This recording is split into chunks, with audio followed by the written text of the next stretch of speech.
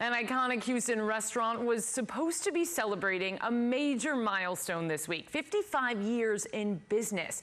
But Tony's is now adapting to changes amid the COVID-19 outbreak, offering customers curbside pickup and delivery options. ABC 13 anchor Dave Ward takes a look back at this trailblazing restaurant and how it forever changed Houston's dining scene.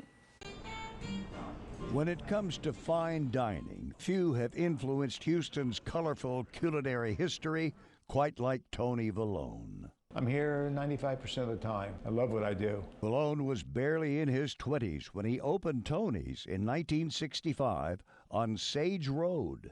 In those days, people were not used to real Italian food, and I was cooking real Neapolitan cuisine, what I had grown up on. Getting supplies was not easy. Calamari, I'd have to go to a bait camp to buy it. No seafood house carried it. Many the risotto dishes or rice dishes I had to make with rice when we couldn't get enough imports. Vallone did the cooking. He bussed the tables and washed all the dishes himself. It was a work ethic learned working in kitchens when he was just 12. I had a wonderful Neapolitan grandmother that was like my mother. She would cook for restaurants and all and sell them, and I would help her a lot. But it was legendary Houston real estate developer Gerald Hines who helped turn Tony's into an icon. I was a young kid, rented the first restaurant from him, $500 a month. He said, "Tony, it's time for you to go." I was on a month-to-month lease. He said, "I'm going to move you to Post Oak Boulevard." I said, "Oh, Mr. Hines, I don't have any money. I could never do that." He said, "I'm going to help you do it, but you're going to have to give me what I want, fine dining, all the way." Many took notice, like well-known gossip columnist Maxine Messenger, who covered the lifestyles of the city's rich and famous.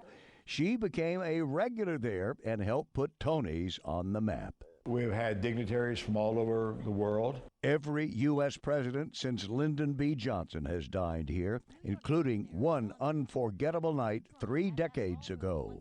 That night topped everything. It was 1989, and Tony's was the scene of a star-studded party at the unofficial end to the 80s oil bust.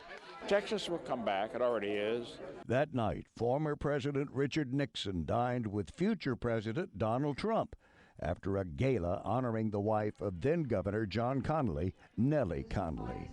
It was also one of Nixon's first public appearances since resigning the presidency. I didn't think I would like him, quite honestly. He was very interesting. He was into foods. It made me sit down and write out my recipe for cannelloni. After 55 years, Tony's is still a go-to spot for celebrities and A-listers. But what Tony Vallone most wants diners to know is there is something for everyone at Tony's.